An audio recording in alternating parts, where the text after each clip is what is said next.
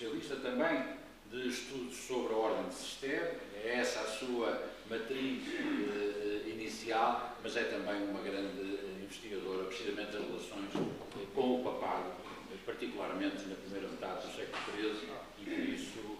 mas enfim, as relações com o papado de maneira geral, e por isso vai-nos falar precisamente sobre o período que vai da restauração e a afirmação, a Diocese do Porto nas suas relações com a Santa Sé, desde a restauração da Diocese e também o início do século XIII. Por favor.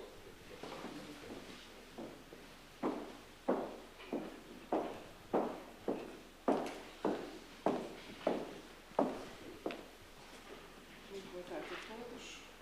E, em primeiro lugar, os meus cumprimentos ao CABID e à Diocese do Porto na comemoração do passado e na busca de caminhos de futuro que este colóquio representa nas palavras de Sua Excelência Reverendíssima, Sr. António Francisco, Bispo do Porto. Os meus cumprimentos também à mesa pelo momento feliz de estar acompanhada por uma amiga e um amigo, se me é permitido falar assim, porque eu creio que estamos mesmo num clima de amizade, tal foi a capacidade de organização deste congresso que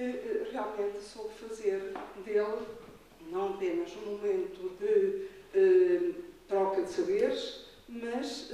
também um momento de relações humanas que tem estado ao seu mais alto nível. Portanto, a todos o meu muito obrigada pela oportunidade feliz de poder estar entre vós e de participar deste evento e deste momento. Cumpre-me falar-vos sobre as relações, ou melhor, a Diocese do Porto, nas relações entre Portugal e a Santa Sé. Escolhi exatamente como balizas cronológicas o episcopado, ou melhor, a restauração com o episcopado de Dom Hugo, aquilo que ao fim e ao cabo se comemora, e 1216 por ser o final de um pontificado que muito me diz, o de Inocêncio III. Começarei por dizer que a restauração da Diocese do Porto aconteceu em ambiente de plena reforma gregoriana, na sua parte final, da chamada consolidação dos princípios gregorianos que os especialistas colocam entre 1085 e 1124. Essa reforma concretizou-se por um centralismo burocrático da Curia Romana, por uma subordinação estreita de todas as igrejas locais a Roma e pela expressão de uma ideologia imposta de cima para baixo por uma elite clerical. No edifício que se construía, o lugar primordial caberia aos cardeais, pela sua capacidade dirigente, quer pelo seu lugar na hierarquia, quer pela sua cultura, mas também se destacavam os legados pontifícios como elos fundamentais entre o papado e a cristandade, sendo, em muitos casos, os verdadeiros laços da cadeia de transmissão das ideias e preocupações reformistas. Ao invés, a obrigatoriedade de fazer ir a Roma os arcebispos para a recepção do pálio ou dos bispos na visita à Límina, mostraram-se, sobretudo, bons mecanismos de controle das igrejas nacionais e locais. E não podem esquecer-se as múltiplas formas de intervenção do papado nas igrejas locais e nacionais, através de juízes apostólicos especialmente nomeados, que se mostraram como os mais frequentes e os mais numerosos agentes, pois era uma forma fácil, ágil e, regra geral, virtuosa, de o Papa fazer dirimir questões que lhe eram sujeitas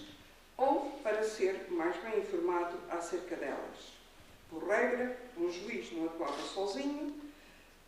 pelo menos se se tratava de questão a instruir ou julgar, e também para haver a certeza da concretização do mandato papal. Podia ser acompanhado de personalidades nacionais ou estrangeiras, em busca de equilíbrios e de sentido de justiça. É neste cenário de fundo que enquadramos a nossa análise de hoje, as ligações ligações de uma terra e de uma igreja à Santa Sé, nos mecanismos próprios do tempo e nos seus agentes e problemas. Dito de outro modo, interessa-nos perceber o papel que os membros de uma igreja recentemente restaurada desempenharam nos problemas eclesiásticos que foram ocorrendo no espaço, dentro em breve tornado independente, a caminho de se transformar em novo reino nestas partes do ocidente da península. Quando a Diocese do Porto foi restaurada, o seu primeiro bispo sabia bem como eram importantes as relações com a Santa Sé, ou não fosse ele um dileto discípulo do arcebispo Diogo Gelmires de Compostela. Não admira, por isso, que desde logo se tenham implementado essas relações. Se estamos crentes de que Dom Hugo deveria ser já um bom conhecedor da história da Diocese que lhe coube administrar, não duvidamos minimamente de que ele sabia bem quanto se podia e como se podia alcançar na Santa Sé. Na verdade, antes de chegar a Portugal como bispo, Dom Hugo foi protagonista de missões na Santa Sé por parte da Diocese de Compostela e do seu bispo. Por uma questão de tempo, não nos vamos dilucidar, e também, naturalmente, por respeito ao trabalho do Sr. Dr. Luís Amaral, que já tratou desta questão e, portanto, nas atas, nas respectivas notas, isto será tratado. Para já, passamos realmente à frente. Passamos à frente, não sem afirmarmos que, sintomático dos intentos da ação do Bispo do Porto, e a jeito também um pouco de resposta a questões colocadas na sessão da manhã, vejamos uma fala que é atribuída ao Bispo Dom Hugo, no diálogo que terá mantido com um mercador em Logronho e que vem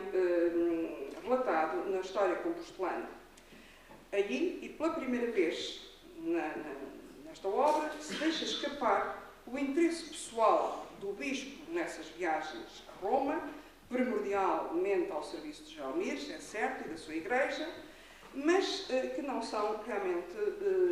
que não eram inócuas relativamente a uma agenda própria. Diz-se nessa fala que, diz ele próprio, enfim, são palavras colocadas na sua boca, que ele vai enviado ao Papa Calixto para exaltar a Igreja de Santiago, acrescentando que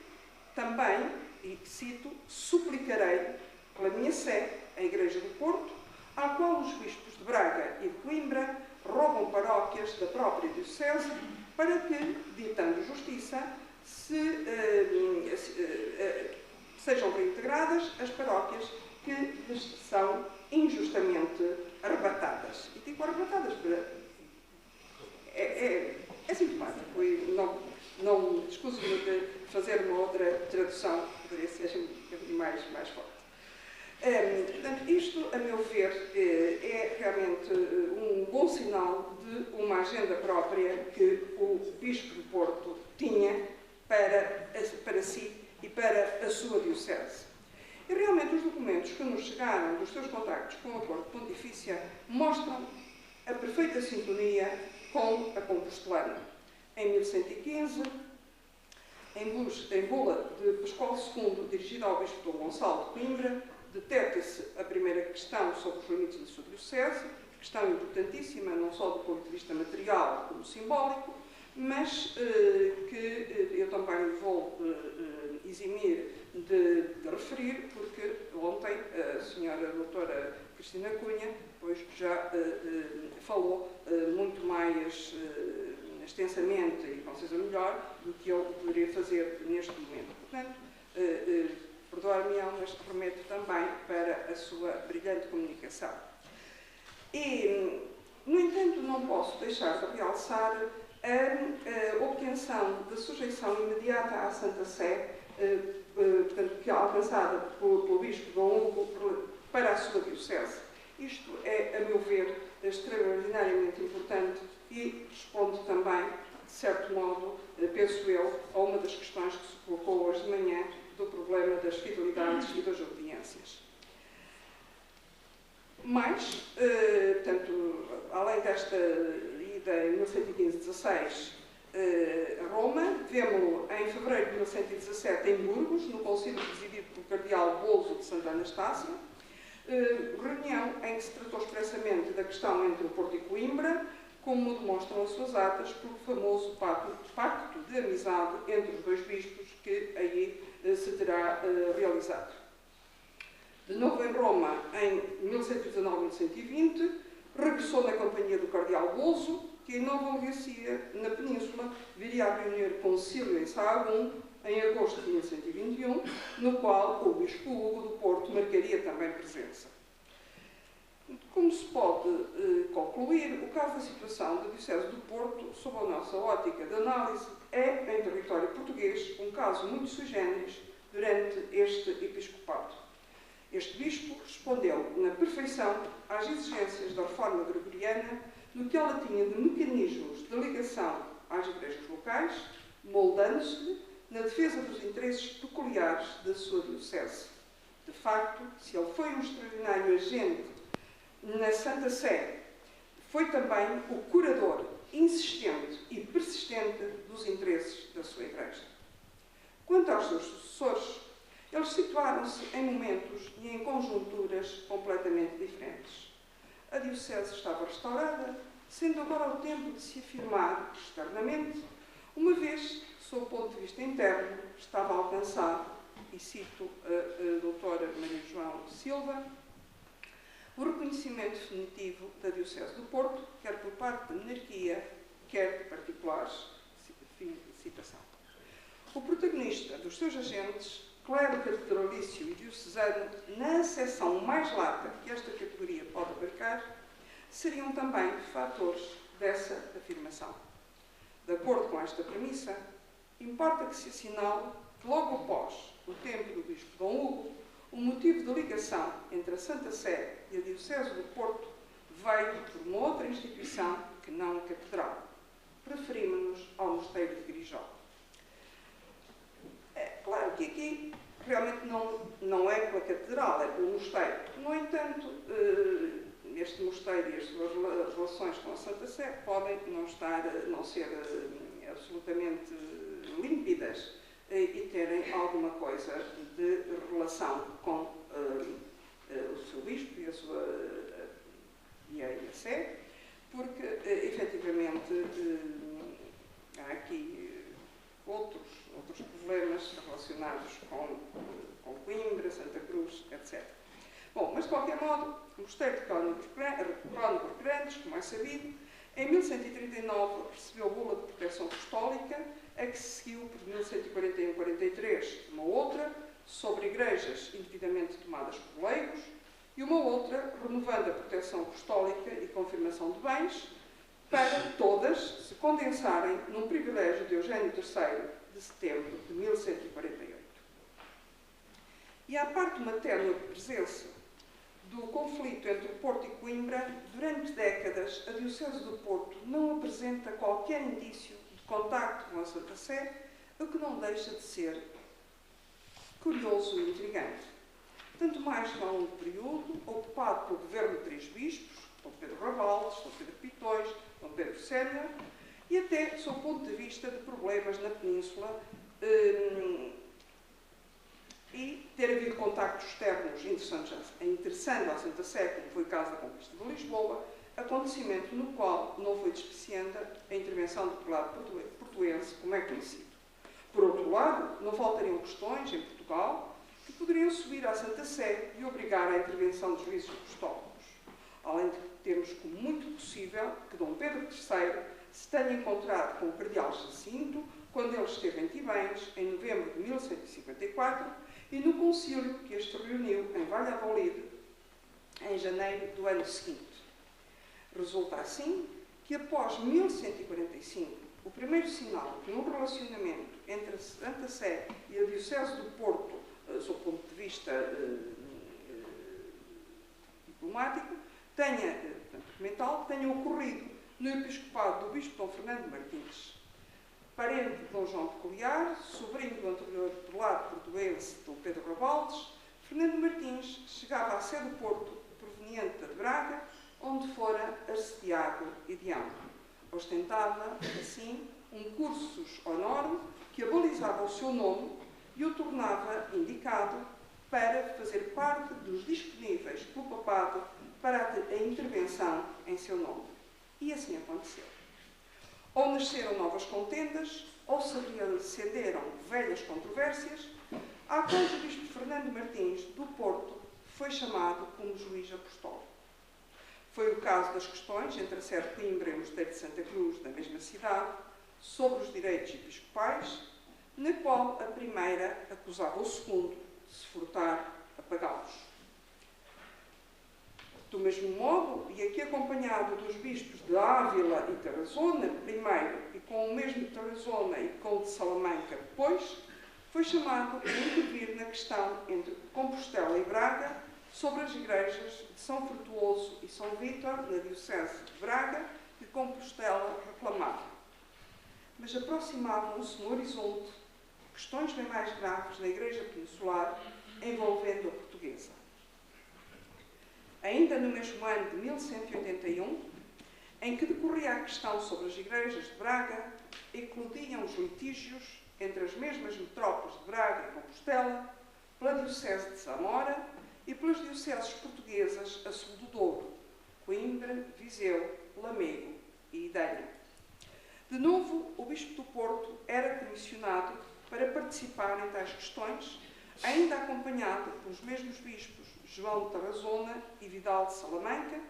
tendo chegado a existir sentença proferida pelo Triunvirato em Tui, no final de 1182. Neste mesmo ano, ou no seguinte, Dom Fernando Martins era ainda comissionado com o arcebispo de Braga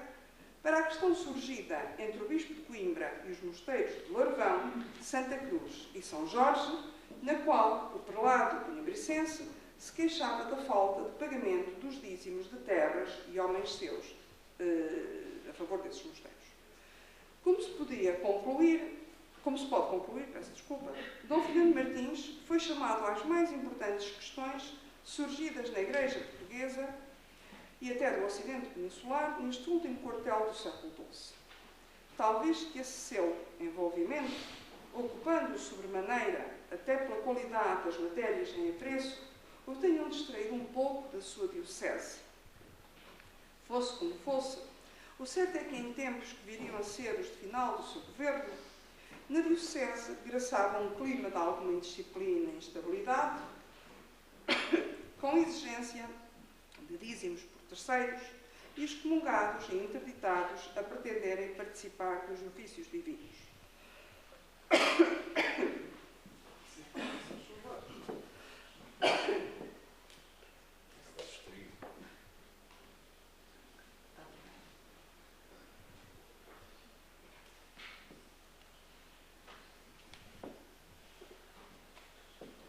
Portanto,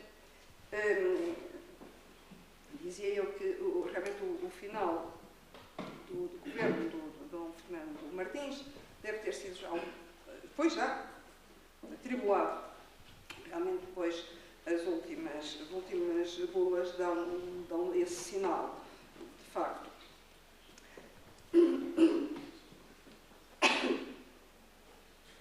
Ao seu governo, de seguida ao seu governo, importa-nos a figura de Dom Martinho Rodrigues, de quem tanto já se falou na sessão da manhã.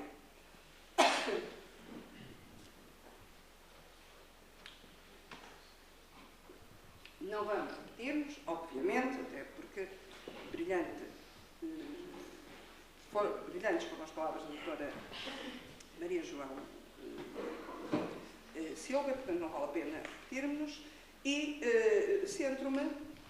no serviço à Santa Sé. Nos primeiros anos do seu governo, o nome de Dom Martinho Rodrigues não surge em qualquer comissão ou mandato pontifício, o que pode não se explicar apenas pela sua pessoa, ou mesmo pela sua pessoa, mas também por uma menor atenção ou preocupação do papado com problemas da Igreja Portuguesa ou do Ocidente Peninsular. Mas isto não significa que Dom Martinho Rodrigues não tivesse contacto com homens da Cúria Romana. Esteve presente no Concílio de Salamanca, em 1192, presidido pelo cardeal Gregório de Sant'Angelo, legado do Papa Celestino III, onde os problemas entre a sua diocese e a de Braga voltaram à discussão. A partir do momento em que Dom Martinho Rodrigues foi solicitado pela primeira vez, e à medida que o tempo passava, verifica-se a sua constante chamada para várias comissões pontifícias que houveram de lidar com problemas surgidos na Igreja Portuguesa. De alguma forma, de um modo interessante, a sua presença em mandatos pontifícios surge depois de ele próprio ter sido admoestado por uma bula papal de Inocêncio III, ainda a propósito dos problemas territoriais da sua diocese com a diocese de Coimbra. Entre a data desta admoestação, 15 de maio de 1198, e 17 de julho de 1199, data da segunda referência do Bispo do Porto na documentação pontifícia, houve um qualquer mandato a Dom Martinho Rodrigues, pois que esta última referência é já o resultado de uma sentença em que ele participou com o Bispo e o Chantre de Tui sobre uma questão da Diocese de Braga. Esse ano de 1199 seria um tempo de grande atividade do Bispo portuense. Com os bispos de Osma e Placência, foi chamado a intervir na questão da metrópole a que pertencia a Diocese de Zamora, Braga ou Compostela, e com personalidades da Igreja Portuguesa, foi agente pontifício em problemas surgidos internamente, como questões de disciplina eclesiástica e bens e direitos, estes suscitados pelo Bispo de Coimbra. Após uma breve pausa, em 1203, Dom Martinho Rodrigues surgia ativo em comissões pontifícias. Por meados desse ano, foi encarregado de 5 casos, envolvendo de novo o Bispo de Coimbra e abarcando questões sobre bens e direitos com entidades várias, desde mosteiros, o Bispo de Lisboa e mesmo leigos. Embora com menos intensidade, ainda nos anos seguintes, Dom Martinho Rodrigues teve qualquer função ao serviço do Papa Inocêncio III sobre questões de bens e disciplina eclesiástica, mais uma vez suscitados pelo Bispo de Coimbra. Seguiram-se anos menos bons para o Bispo do Porto, de que também falou de manhã a doutora Maria João Silva. Levantar-se-ia, primeiro, a questão da divisão dos rendimentos da Diocese, com o Bispo a defender a sua repartição em 2 mesas, a episcopal e a capitular, e os cônegos a oporem-se, com a cobertura do arcebispo de Braga e, possivelmente, do próprio rei Dom Sancho I. Logo após, seria o Bispo a suscitar um enorme litígio, talvez mesmo sem noção da sua possível dimensão. Tratou-se, como é sabido, da questão levantada com o rei a propósito do casamento do infante herdeiro e do problema da possível consanguinidade, como foi visto de manhã. Então, quer por uma razão, quer por outra, foi ele e a sua diocese o motivo de nomeação de comissões pontifícias. Durante estes anos, de 1207 a 1212, o Bispo do Porto e a sua diocese foram eles próprios alvo de comissões apostólicas tentando a resolução dos problemas surgidos. Ao Bispo, o Papa tentou reforçar a sua autoridade, quer fazendo cumprir a composição entre ele e os seus cônegos sobre os rendimentos do bispado, quer protegendo de possíveis fraudes no que ao levantamento de sentenças de excomunhão e interdito dissesse respeito, quer acolhendo na sua culpa, como vimos também, quer ainda abrindo a porta ao castigo de cônegos e porcionários da Diocese levantados contra o seu Bispo, ou reforçando a clemência do Bispo para com os seus inimigos, ou confirmando-lhe bens, direitos e prerrogativas, diretamente ou por interpostos agentes. Mesmo perante a quase evidente falta do Bispo Dom Martinho Rodrigues relativamente ao pagamento dos votos de Santiago, o Papa facilitou-lhe a situação, nomeando uma comissão para se apurar a verdade relativamente ao levantamento de interdito que abrangeria a Diocese de Porto. Só em 1213, quando a Porcela já se mostrava mais calma, o bispo Dom Martinho Rodrigues voltou a participar de comissões pontifícias. Nesse ano, e talvez até em sinal de uma união em torno de si como chefe da diocese, foi comissionado, juntamente com os abades de Santo Tirso e Sedufeita, para resolverem a questão entre a sede de Coimbra e o mosteiro de Santa Cruz, por uma transação de bens feita entre ambos, em tempo do rei Dom Sancho I, com claro prejuízo para a Sé, assim se alegava. E no mesmo ano, agora com o bispo de Zamora e no seu arcediago, foi chamado a intervir na questão que opunha os bispos de Coimbra e Idenha por limites das respectivas dioceses. No mesmo ano, o Papa chamava-o a uma missão bem diferente, isto é, à regularização de uma situação que atingia gente da sua própria diocese relacionada com leigos e com a restituição de bens indevidamente retidos por penhora depois de já se acharem pagos. Gravíssima a questão, pois poderemos questioná-la também à luz do que acabámos de ler, de ouvir há pouco sobre o foral. Se bem que aqui seja a diocese, já vamos bem longe, mas se fosse portanto, no termo do Porto, ter-se que entrar em linha de conta também com essa questão.